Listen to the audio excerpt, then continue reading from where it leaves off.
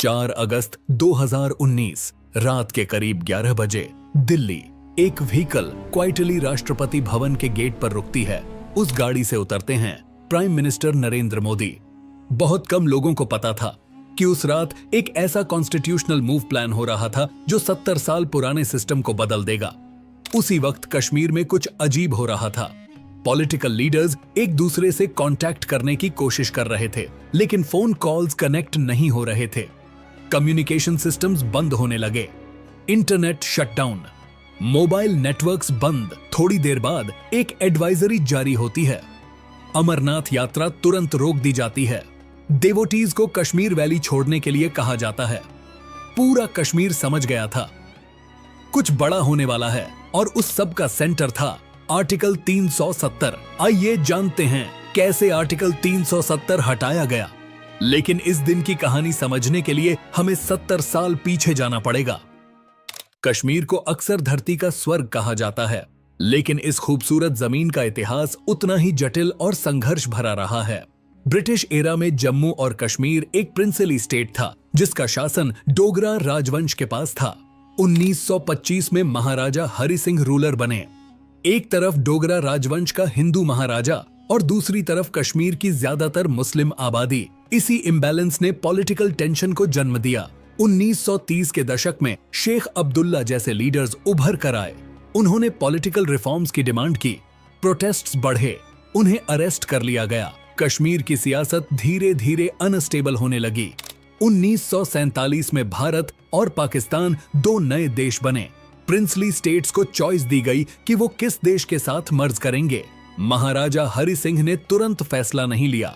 उनका प्लान था कश्मीर इंडिपेंडेंट रहे, लेकिन अक्टूबर 1947 में सिचुएशन ड्रामेटिकली बदल गई। पाकिस्तान की तरफ से पश्तून ट्राइबल फाइटर्स और इरेगुलर फोर्सेस ने कश्मीर पर हमला कर दिया। बारामूला तक अटैकर्स पहुंच गए। श्रीनगर खतरे में था। इमरजेंसी में महाराजा हरि सिंह ने इंडिया से मिलिट्री हेल्प मांगी, लेकिन भारत तभी आर्मी भेज सकता था जब जम्मू और कश्मीर ऑफिशियली इंडिया का हिस्सा बन जाए। 26 अक्टूबर 1947 को महाराजा हरि सिंह ने इंस्ट्रूमेंट ऑफ एक्सेशन साइन किया। कश्मीर भारत का हिस्सा बन गया। इंडियन आर्मी ने तुरंत मिलिट्री एक्शन शुरू किया और अटैकर्स को पीछे धकेल दिया। लेकिन इसी दौरान एक पॉलिटिकल डिसीजन हुआ। Prime minister Jawaharlal Nehru Kashmir issue को यूनाइटेड नेशंस में ले गए। यूएन ने सीज फायर करवा दिया। जिस एरिया पर पाकिस्तान का कंट्रोल था वो पाकिस्तान ऑक्यूपाइड कश्मीर बन गया। प्लेबिसाइट की बात हुई, लेकिन पाकिस्तान ने अपनी आर्मी कभी नहीं हटाई, इसलिए प्लेबिसाइट कभी हुआ ही नहीं। कश्मीर इश्यू वहीं फ्रीज हो गया। 1949 में जब इंडिया का कॉन्स्टिट्यूशन बन रहा था, तब कश्मीर के स्पेशल सर्कमस्टेंसेस को देखते हुए एक टेम्पररी कॉन्स्टिट्यूशनल अरेंजमेंट बनाया गया। इसका नाम था आर्टिकल 370।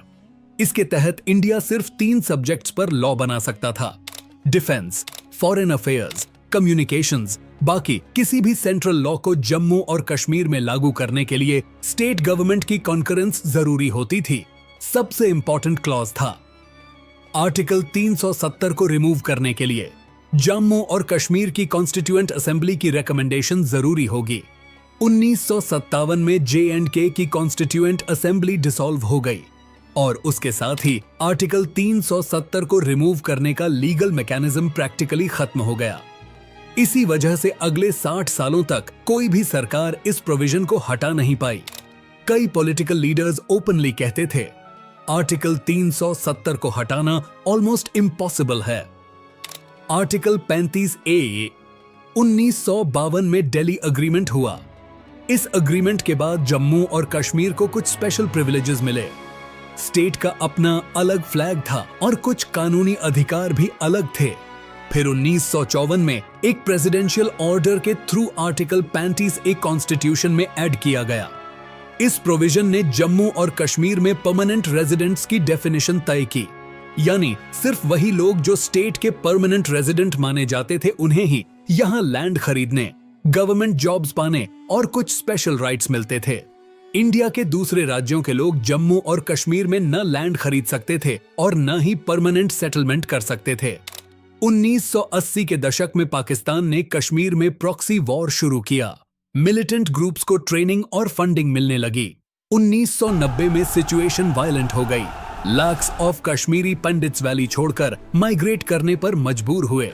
टूरिज्म कोलैप्स हो गया, डेवलपमेंट रुक गया, यूथ रेडिकलाइजेशन बढ़ने लगा। सेंट्रल गवर्नमेंट्स इश्यू को मैनेज करती रही, लेकिन आर्टिकल 370 को छूने की हिम्मत किसी ने नहीं की। 2014 में नरेंद्र मोदी प्राइम मिनिस्टर बने और पहली बार आर्टिकल 370 का मुद्दा नेशनल पॉलिटिक्स के सेंटर में आने लगा। बीजेपी के मैनिफेस्टो में इसे रिकंसिडर करने का वादा भी किया गया था। इसी साल जम्मू और कश्मीर इलेक्शंस हुए। बीजेपी ने 25 सीट्स जीती। पीडीपी लार्जेस्ट पार्टी बनी। बीजेपी और पीडीपी ने कोalition गवर्नमेंट बनाई। मुफ्ती मोहम्मद सईद सीएम बने। बाद में महबूबा मुफ्ती सीएम बनी, लेकिन कोalition में आइडियोलॉजिकल डिफरेंसेस गहरे थे। 2016 में बुरहान वानी एनकाउंटर के बाद वैली में वायलेंट प्रोटेस्ट शुरू हो गए। 19 जून 2018 को बीजेपी ने सपोर्ट वापस ले लिया। स्टेट गवर्नमेंट गिर गई। इस दौरान दिल्ली में कश्मीर पॉलिसी पर सीरियस डिस्कशंस चल रहे थे। प्राइम मिनिस्टर नरेंद्र मोदी और home minister Amit Shah constitutional experts के साथ मिलकर लीगल ऑन ऑप्शंस स्टडी कर रहे थे। एक सवाल सबसे बड़ा था, क्या आर्टिकल 370 को लीगली रिमूव करने का कोई रास्ता अब भी बचा है? इस सवाल का जवाब ढूंढने में सालों लग गए। गवर्नमेंट गिरने के बाद जम्मू और कश्मीर में गवर्नर रूल लगा। उस वक्त स्टेट के गवर्नर थे सत्यपाल मलिक। अब इलेक्टेड गवर्नमेंट नहीं थी। स्टेट की एडमिनिस्ट्रेशन गवर्नर के थ्रू चल रही थी। 6 महीने बाद दिसंबर 2018 में प्रेसिडेंट्स रूल लागू हो गया। इसका मतलब था जम्मू और कश्मीर की स्टेट असेंबली डिसॉल्व हो चुकी थी और लेजिस्लेटिव की सारी पावर्स अब इंडियन पार्लियामेंट के पास आ गई थीं। यह एक ऐसा कॉन्स्टिट्यूशनल सिचुएशन था जो कश्मीर की पॉलिटिक्स में बहुत कम देखने को मिलता है, और इसी सिचुएशन ने दिल्ली को एक नया लीगल ऑप्शन दे दिया, आर्टिकल 370 को रिकंसिडर करने का। 2019 कश्मीर में सिक्योरिटी ग्रिड को टाइट किया गया और फिर वैली में 38,000 एडिशनल ट्रूप्स डिप्लॉय किए गए। अमरनाथ यात्रा टेम्पररीली सस्पेंड हुई। कम्युनिकेशन सर्विसेज शट डाउन कर दी गई। 4 अगस्त को मेजर पॉलिटिकल लीडर्स को हाउस अरेस्ट कर दिया गया। कश्मीर वैली कंप्लीटली कंट्रोल्ड थी। इससे कश्मीर में चर्चा शुरू हो गई। लोग समझने लगे थे कुछ बड़ा होने वाला है। 5 अगस्त 2019 की सुबह प्रेसिडेंट रामनाथ कोविंद ने प्रेसिडेंशियल ऑर्डर CO 272 जारी किया। इस ऑर्डर में कॉन्स्टिट्यूशन के आर्टिकल 367 में एक नई एक्सप्लेनेशन ऐड की गई। आर्टिकल 370 में जहां constituent assembly of the state लिखा था, उसका इंटरप्रिटेशन बदल दिया गया। अब इसका मतलब स्टेट लेजिस्लेटिव असेंबली माना गया। और क्योंकि उस वक्त प्रेसिडेंट्स रूल था, लेजिस्लेटिव असेंबली की सारी पावर्स ऑलरेडी पार्लियामेंट के पास थीं। यानी जो कॉन्स्टिट्यूशनल लॉक 70 साल से बंद था, उसकी चाबी पार्लियामेंट के पास आ चुकी थी। 5 अगस्त 2019 सुबह करीब 11 बजे राज्यसभा का सेशन चल रहा था। होम मिनिस्टर अमित शाह एक फाइल के साथ खड़े हुए। उस फाइल में जम्मू और कश्मीर के कॉन्स्टिट्यूशनल फ्यूचर का ब्लूप्रिंट था और फिर रेजोल्यूशन पेश हुआ, आर्टिकल 370 को समाप्त करने का प्रस्ताव। साथ ही आर्टिकल 350A को रिमूव करने का नोटिफिकेशन और जम्मू और कश्मीर रीऑर्गेनाइजेशन बिल टेबल हुआ। बिल के मुताबिक जम्मू और कश्मीर को लेजिस्लेचर के साथ एक यूनियन टेरिटरी बनाया जाना था और लद्दाख को बिना लेजिस्लेचर के एक अलग यूनियन टेरिटरी का दर्जा दिया जाना था। राज्यसभा में वोटिंग हुई 125 MPs सपोर्ट में। अगले दिन लोकसभा में भी रेजोल्यूशन पास हो गया। 351 MPs सपोर्ट में लोकसभा ने भी रेजोल्यूशन पास कर दिया और उस मोमेंट के साथ ही भारत की पार्लियामेंट ने एक ऐसा फैसला ले लिया था जो 70 साल से ऑलमोस्ट इम्पॉसिबल माना जा रहा था। राज्यसभा और लोकसभा के दोनों अप्रूवल्स के बाद आर्टिकल 370 का कॉन्स्टिट्यूशनल फ्रेमवर्क इफेक्टिवली खत्म हो चुका था। देश के अधिकतर लोगों को अभी भी पता नहीं था कि भारत की पॉलिटिक्स का एक सबसे बड़ा चैप्टर अभी अभी खत्म हुआ है। 5 अगस्त 2019 के बाद सब कुछ बदल गया।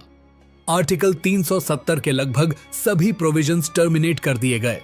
आर्टिकल 35A रिमूव हो गया और पहली बार इंडियन कॉन्स्टिट्यूशन पूरी तरह जम्मू और कश्मीर में लागू हो गया। स्टेट को रीऑर्गेनाइज करके जम्मू और कश्मीर और लद्दाख 2 अलग यूनियन टेरिटोरीज बना दिए गए। सालों तक कहा जाता रहा आर्टिकल 370 कभी नहीं हटेगा, लेकिन जब सालों की प्लानिंग, स्ट्रेटेजी और पॉलिटिकल विल एक साथ आए तो इतिहास बदल गया। 5 अगस्त 2019 को भारत की पार्लियामेंट ने आर्टिकल 370 हटा दिया। कई लोगों के लिए यह सिर्फ एक पॉलिटिकल डिसीजन था, लेकिन कई लोगों के लिए यह एक ऐतिहासिक मोड़ था, एक ऐसा फैसला जिसने भारत की राजनीति और कश्मीर के भविष्य को हमेशा के लिए बदल दिया।